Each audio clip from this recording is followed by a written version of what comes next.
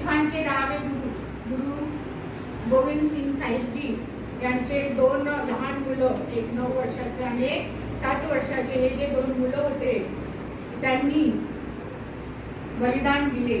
तर बलिदान कशासाठी दिले तर बघा, त्यावेळेस ते जे मोगलांचं शासन होतं, मोगलांचे राज्य होते, मोगलांनी या परिवाराला धर्म परिवर्तन करण्यासाठी खूप आग्रह केला होता. वेळ प्रसंगी प्रलोभनं पण दिली होती, पैसेही देऊ करण्याचा प्रयत्न केला होता, परंतु ते मानले नाही, डगमगले नाही, शरण गेले नाही.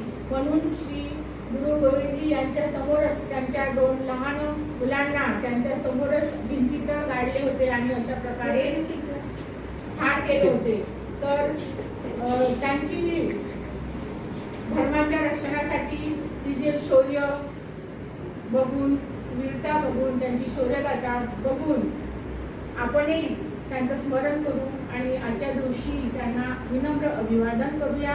आणि याच्यातून आपल्याला जे काय घ्यायचं आहे स्मरण करून जर आपण शिकवणूक घ्यायची असेल तर ती म्हणजे अन्यायाच्या विरुद्ध प्रतिकार करण्याची ताकद आपल्या अंगी यावी म्हणून हा दिवस आपण काय करतो, साजरा करतो.